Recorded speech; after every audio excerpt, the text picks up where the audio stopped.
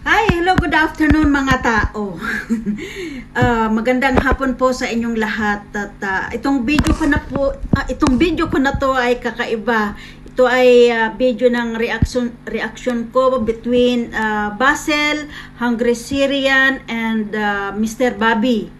Yung karakasama na ngayon ni Mr. Chang Abuji. Ang reaction ko kay Mr. Bobby ay Mr. Bobby, kung sakali man na mapanood mo tong reaction ko between sa inyong dalawa ni Syrian, ni Basel, ay hindi naman talaga tama yung ginawa mo, Mr. Bobby. Kasi kaming mga sumusubaybay kay Hungry Syrian ay alam namin kung anong ginawa niya.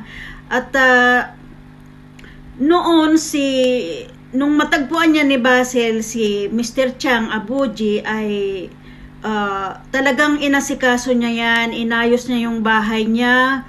At kahit nung after nung bagyo, pinuntahan ni Basel si Mr. Chang at inayos niya yung bahay dahil nasira yung wallpaper ng kanyang bahay. So inayos ni Basel at isinama niya pa nga yung kanyang mga staff para ayusin.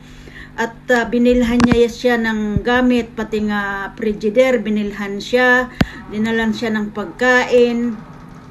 Totoo yung mga sinasabi ni Basel na dinadala niya pa talaga yan sa bahay niya at binibigyan niya ng pagkain. Kaya alam namin yan, Mr. Bobby. So, ang pagkakamali mo lang kasi ay para kasing yung ginawa mo, hindi lang para kasi talagang sinisiraan mo kasi si Basel na sinasabi mo na nilagay lang yung mga basura doon sa gilid. Hindi, mali ka Mr. Bobby, mali ka doon. Dahil inayos ni Basel yung bahay ni Mr. Chang. Kasi nga parang natouch siya sa istorya ni Mr. Chang, kaya inayos niya yung buhay. Lalong-lalo na ay solo siya dito sa Pilipinas. Parang si Basel din, nag-iisa siya dito sa Pilipinas. So, matagal niyang hindi nakikita yung tatay niya. Kaya kumbaga kinonsider ni Basel na si Mr. Chang Abuji ay siyang tatay niya. So mali ka talaga doon, Mr. Bobby. Sana ganito na lang yung ginawa mo sana kung sakali man nagsasalita si Mr. Chang ng hindi maganda tungkol kay Basel, sana kinukontra mo na lang. Sana sinabi mo na lang na ay wag naman ganun kasi nakatulong yung tao sa'yo. Wag mong sabihin yung ganito dahil hindi maganda yan. So dapat kinukontra mo dahil si Mr. Chang, si Abuji, madaldal siya, kaya may posibilidad talaga na kung ano-ano ang lalabas sa bibig niya. Kaya ikaw bilang Pilipino, dapat kinukontra mo yung maling sinasabi ni Abuji. At bago ka din sana magsalita, Mr. Bobby, ay pinanood mo sana yung mga videos ni Basel na talagang tinulungan niya si Mr. Chang. Talagang kitang-kita ako, isa akong taga-subaybay ni Basel. Lahat na videos niya pinapanood ko. Nagla-like lang ako. Bihira lang akong mag-comment sa video ni Basel, pero lahat na videos niya ay sinusubaybayan ko. Kaya alam ko kung anong mga laman ng mga videos niya. Ang nakita ko sa videos ni Basel ay 2 or 3 siguro siyang nagpunta sa bahay ni Mr. Chang. Una, yung nilinis niya yung mga bahay. Yun. Tapos, nung binilhan siya ng mga gamit, tapos nung binigyan siya ng mga pagkain. So, yun ang naalala ko sa ginawa ni Basel. Yun. At ikaw naman, Mr. Bobby, ang ginawa mo, sinaraan mo si Basel. At sinabi mong nilagay mga basura doon. Mali yun. At saka alam mo Mr. Bobby, dapat bilang pakikisama, dapat sina-shout out mo si Basil sa mga vlogs mo. Ganon. Kung wala ka talagang pangit na intensyon, dapat sina-shout out mo si Basil. Kasi unang-una talagang inayos ni Basil si Mr. Chang, si Abuji. At kaya dapat ganun, maging friendly ka Mr. Bobby, hindi yung sisiraan mo si Basil para lang magkaroon ka ng subscriber, mga views, hindi maganda yon. At saka yung pagtatawanan ninyo, sana pinapaliwanag mo, o hindi pinapaliwanag, sana inaano mo na nagtatawanan kami, or nagjo-joke-joke lang kami Basil, parang nagjo-joke-joke lang kami Basil, tapos sabay shout out sa kanya, so para hindi sumama ang loob ni Basil, kasi hindi siya sabi mo nga hindi siya Pilipino, so iba ang kultura nila at sa kultura natin. Kahit naman tayo mga Pilipino ay mga sensitibo rin tayo, di ba Mr. Bobby? Kung hindi ikaw sensitive, dapat ikaw ang ikaw ang nagpapaliwanag, or ikaw ang gumagawa ng dispensa. At saka bakit mo pa hinintay na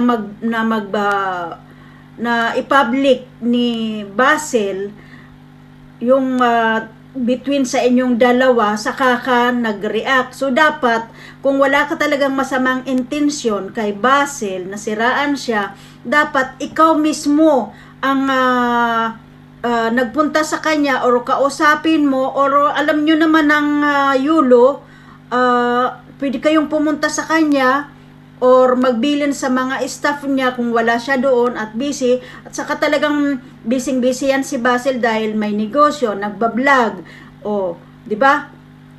So ikaw na lang dapat Mr. Bobby ang nagpunta kung wala ka talagang magandang intensyon. Kaso hinintay mo pa na i-open up ni Basil yung nararamdaman niya. Siyempre, masama naman talaga sa pakiramdam yung ginagawa mo Mr.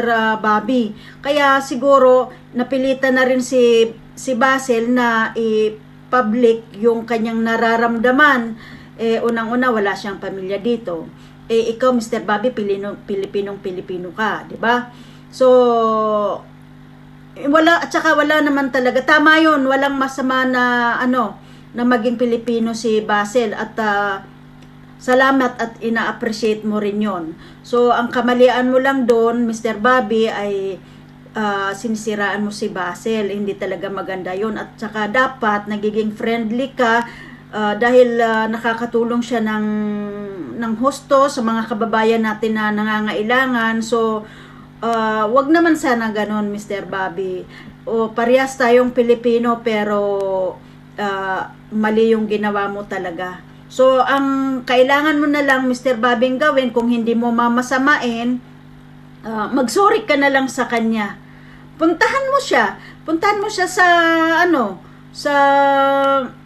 sa Yulo, sa restaurant niya. Puntahan mo siya Mr. Bobby, walang masama. Kahit na ba sabihing mas nakakatanda ka, hindi siya Pilipino. Ikaw na nga rin nagsabi na iba ang kultura. So sa bagay, ikaw naman talaga yung nagkamali dito Mr. Bobby. Puntahan mo na lang kaya siya at kausapin mo, maging friendly kayo Mr. Bobby. Kasi mahirap yung ganyan na pasalamat nga tayo dahil kahit ibang lahi yan, natutulungan yung mga kababayan natin na sobrang nangangailangan talaga ng tulong. So magsorry ka na lang Mr. Bobby, hindi sa inaano kita, para sa akin dahil sa tingin ko talaga ikaw ang may mali dito, so ikaw ang dapat magsorry sa kanya. So mga tao, dapat tayo maging friendly sa lahat na mga taong, lalo na sa mga taong nakakatulong sa atin. So God bless us guys. Okay, siya nga pala, Basil, Hungry Syrian, thank you so much sa reply mo sa akin sa Facebook nung mini-message kita, nagre-reply ka sa akin at Mr. Bobby, hindi naman porket si Basil nakakatulong or parang sinusuportahan namin siya dahil sa nakakatulong siya kaya kami ay nasa side niya. Hindi sa ganon, Mr. Bobby. Ikaw naman kasi yung mali eh. Mali ka naman kasi, Mr. Bobby, kaya mag-sorry ka na lang kay Basil. So, guys, hanggang dito na lang yung aking reaction sa dalawang panig na to at sana magkasundo sila at sana ay maging friendly ka, Mr. Mr. Bobby. Ano ba yan? Napa-react tuloy ako ng hindi oras kasi nung kahapon ko pa yun pinanood si Hungry Syrian, si Basil. Pinanood ko yung vlog niya. Nagulat nga ako dahil bakit anong nangyari dito? Sabi ko sa title pa lang niya, nagulat ako kaya agad-agad kong pinanood yung vlogs niya. So, inshallah, maging okay na kayo ni Mr. Bobby. Basil, inshallah, maging okay na kayo. At ikaw naman, Mr. Bobby, ay mag-sorry ka na lang kahit na nakakatanda ka. Mag-sorry ka na lang kasi ikaw naman kasi ang nagkamali. So, thank you guys and God bless us. Bye-bye!